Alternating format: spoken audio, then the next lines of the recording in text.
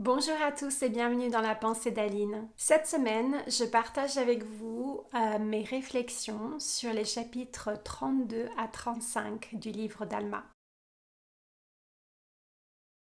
Un des points qui m'a vraiment touchée cette semaine, c'est en fait la description de la croyance et de la foi faite par Alma aux pauvres qui étaient chassés des synagogues des Zoramites. La célèbre comparaison de la foi à une semence que fait Alma est bien sûr un des passages qui me touche à chaque fois que je lis le livre de Mormon.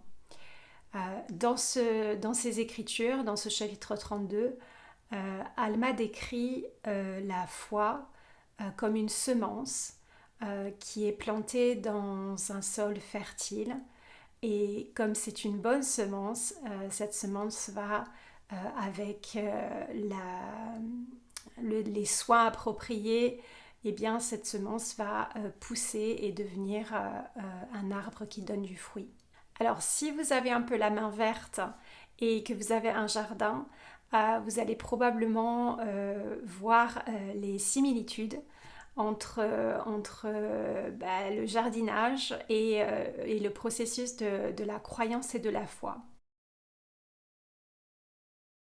Le premier facteur qui est important est mentionné dans le verset 27. Alma dit: Si vous voulez éveiller et donner de l'essor à vos facultés jusqu'à faire l'expérience de mes paroles et faire preuve d'un tout petit feu de foi, oui, même si vous ne pouvez faire que désirer croire, laissez ce désir agir en vous jusqu'à ce que vous croyiez de manière à pouvoir faire place à une partie de mes paroles. Ici, Alma explique ce qu'est la croyance. Et je pense que c'est quelque chose qui est important aussi, et c'est pour ça qu'il fait l'analogie dans le jardinage, c'est finalement de croire que ce qu'on sème va pousser. Si on n'a pas cet espoir, ce désir de se dire dans quelques temps je vais pouvoir récolter du fruit, je vais pouvoir faire mes confitures, je vais pouvoir faire mes ratatouilles, et un peu cet enthousiasme, ce désir, eh ben ça c'est vraiment important parce que je pense que c'est ça qui va nous donner la motivation, l'envie de faire de notre mieux pour que cette plante puisse pousser. Et c'est exactement la même chose avec la foi. On doit d'abord croire, on doit d'avoir le désir dans notre cœur. Si on met dans notre cœur des paroles de vérité, de les laisser finalement, d'avoir espoir qu'elles vont faire une différence dans notre vie. Je crois que c'est vraiment ça.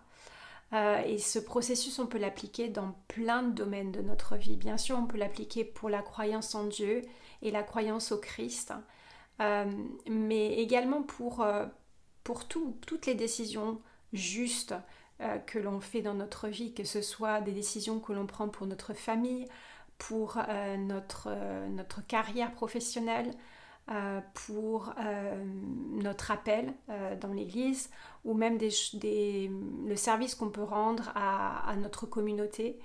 Euh, Toujours, c'est le désir, c'est en fait l'espérance de croire que ce qu'on va faire va marcher.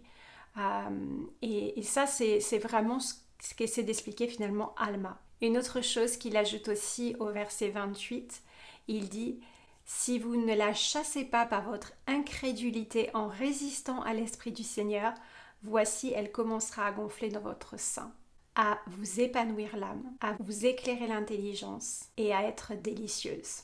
Alors ça c'est vraiment important, encore une fois, pour toutes les décisions ou les choses dans lesquelles nous exerçons la foi. C'est finalement, comme il est dit ici, de ne pas résister à l'Esprit du Seigneur. Parce que nous avons l'opportunité de recevoir des révélations personnelles grâce au Saint-Esprit. Et l'Esprit peut nous guider dans nos décisions. Il va nous dire ce qu'il faut faire, et si nous ne résistons pas à cet esprit, si finalement nous l'écoutons et nous faisons ce qu'il nous dit, ou nous agissons sous l'impression positive, réconfortante, apaisante de l'esprit, eh bien on voit ici que notre espoir, notre croyance va s'épanouir. Et les choses vont commencer ici à finalement devenir plus claires. On va voir notre chemin ou le chemin à suivre dans la décision à prendre. Et délicieuse, pour moi, je traduis ça comme de la joie en fait. On va ressentir de la joie. Alors un deuxième aspect qui est important dans ce processus aussi, c'est finalement de nourrir la semence. Ça, c'est vraiment quelque chose que je pense les pauvres parmi le peuple des Oramites qui étaient rejetés et qui ne pouvaient pas rentrer dans les synagogues, n'avaient peut-être pas tout à fait compris. Parce qu'ils pensaient qu'ils pouvaient seulement pratiquer euh, leur foi dans les synagogues. Et en fait, Alma et plus tard même Amulek l'expliquent très bien que ce n'est pas le cas du tout. Alma, en fait, leur pose la question d'ailleurs au tout début. Il leur dit: pensez-vous que vous ne puissiez pas adorer Dieu si ce n'est dans vos synagogues uniquement? Pensez-vous que vous ne deviez adorer Dieu qu'une fois par semaine? Et un peu plus tard, dans le chapitre 34, c'est Amulek qui explique finalement que nous pouvons adorer Dieu, en tout cas prier et tourner notre cœur vers Dieu dans nos actions, dans nos pensées, dans nos paroles, finalement à n'importe quel moment de la journée et n'importe quel jour. Si on regarde le chapitre 34, Amulek, dans les versets 18 à 26, il dit que nous devons persévérer dans la prière au verset 19 et à partir du verset 20, criez vers lui, donc vers le Seigneur, lorsque vous êtes dans vos champs, oui, pour tous vos troupeaux. Criez vers lui dans vos maisons, oui, pour toute votre maison, le matin, à midi et le soir. Oui, criez vers lui contre la puissance de vos ennemis. Oui, criez vers lui contre le diable qui est l'ennemi de toute justice. Criez vers lui pour les cultures de vos champs afin que vous en retiriez la prospérité. Criez vers lui pour les troupeaux de vos champs afin qu'ils s'accroissent. Mais ce n'est pas tout. Vous devez déverser votre âme dans vos chambres et dans vos lieux secrets et dans votre désert. Et au verset 27, que votre cœur soit rempli continuellement tourné vers lui dans la prière pour votre bien-être et aussi pour le bien-être de ceux qui sont autour de vous. Un dernier volet que j'ai remarqué, que j'ai appris dans mon étude aussi cette semaine de ces chapitres sur la foi, c'est finalement la simplicité de la chose. Pour revenir à l'analogie avec le jardinage, souvent on peut penser qu'il faut faire des choses assez compliquées pour que la plante pousse. Beaucoup d'engrais, beaucoup de produits, des techniques différentes, etc. Mais de mon expérience, finalement, le jardinage, c'est quelque chose d'assez simple. L'important, c'est d'avoir une bonne terre, un bon arrosage aussi, et que la plante puisse être protégée des parasites. Et c'est bête à dire, enfin, je sais pas que c'est bête, mais aussi, voilà, toujours beaucoup d'amour et d'attention pour son jardin et pour ses plantes. Et en fait, la simplicité des choses, parfois, peut faire que les gens disent: oh ben ça va pas marcher, c'est trop simple. Et c'est exactement ce que Alma, finalement, c'est le point qu'il souligne quand il fait référence à l'expérience de Moïse. Il fait référence à ça dans le chapitre 33. Alors juste pour se rappeler le contexte, c'est quand les serpents avaient mordu les Israélites et Moïse avait mis ce serpent d'airain, je crois, si je me souviens bien, sur un poteau et tous ceux qui regardaient ce serpent d'airain seraient guéris. Et en fait, la simplicité de l'acte faisait que les gens ne croyaient pas que c'était possible. Il est dit au verset 21, « Si vous pouviez être guéri rien qu'en jetant les regards autour de vous afin d'être guéri, ne regarderiez-vous pas rapidement ou préféreriez-vous vous endurcir le cœur dans l'incrédulité et être paresseux, de sorte que vous ne jeteriez pas les regards autour de vous, de sorte que vous péririez ?» Il faut croire que en faisant des choses simples, avec amour, avec intention, avec l'espérance et la croyance que ces choses finalement aboutiront à quelque chose de positif, parce qu'elles viennent du Seigneur. On se souvient de l'Esprit qui nous guide et contre lequel il ne faut pas lutter. Eh bien, les choses ou la situation dans laquelle on se trouve, elle ira vers le mieux possible pour nous. Et ça, j'en ai vraiment un témoignage que l'intention, la croyance est essentielle pour que les choses aboutissent.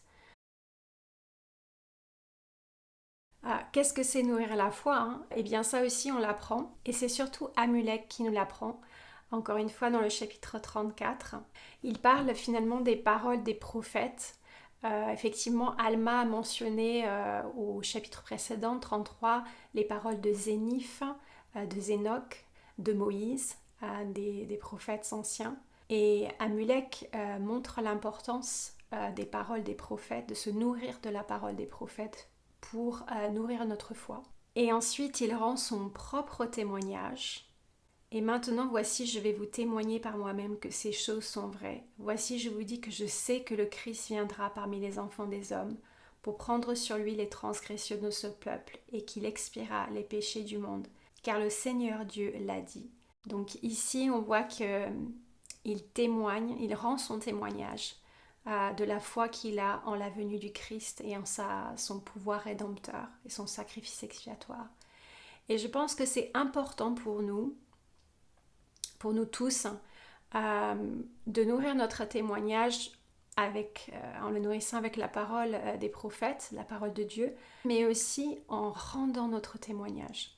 Je pense qu'on se nourrit soi-même en rendant notre témoignage, par exemple durant le dimanche de jeûne. En rendant témoignage, nous renforçons notre foi. Alors évidemment, il nous arrive à tous, et je m'inclus ici, de ne pas toujours avoir assez de foi. Mais le Seigneur ne nous demande pas d'avoir une foi parfaite. Mais le plus important, c'est d'avoir une foi croissante. Et ça, c'est un point que notre prophète, président Nelson, fait très bien dans son discours. Le Christ est ressuscité, la foi en lui déplacera des montagnes, d'avril 2021, qui était un discours suggéré dans l'étude de cette semaine. Et je vais juste partager un petit morceau avec vous. Il dit « Le Seigneur comprend nos faiblesses de mortels. Nous fléchissons tous par moments. Cependant, il connaît aussi notre grand potentiel. Le grain de sénévé est petit au début, mais il devient un arbre suffisamment grand pour que les oiseaux fassent leur nid dans ses branches. Le grain de sénévé représente une foi petite, mais croissante. Le Seigneur n'exige pas une foi parfaite pour que nous ayons accès à son pouvoir parfait, mais il nous demande de croire. Vos montagnes peuvent être la solitude, le doute, la maladie ou d'autres problèmes personnels. Vos montagnes seront diverses et cependant, la réponse à chacune de vos difficultés est de faire grandir votre foi. Cela demande du travail. Les étudiants paresseux et les disciples négligents auront toujours du mal à rassembler même un tout petit peu de foi. Et je veux terminer cette pensée en rendant mon témoignage que je sais que la foi peut vraiment soulever et déplacer des montagnes. On peut vraiment surmonter des épreuves extrêmement difficiles dans la vie. Et Dieu sait vraiment les expériences personnelles que moi-même j'ai surmontées grâce à ma foi en Jésus-Christ et en mon Père Céleste. Donc je nous encourage tous à travailler, à faire croître notre foi, d'abord en croyant, en espérant, puis en nourrissant, en agissant et en faisant confiance à Dieu. Eh bien nous pourrons voir des miracles s'accomplir dans nos vies. Voilà, c'est tout pour la pensée d'Aline cette semaine. C'est un vrai plaisir de pouvoir avoir ce moment avec vous hebdomadaire. J'espère que votre étude des Écritures sera enrichissante. Je vous souhaite une très bonne semaine et à très bientôt.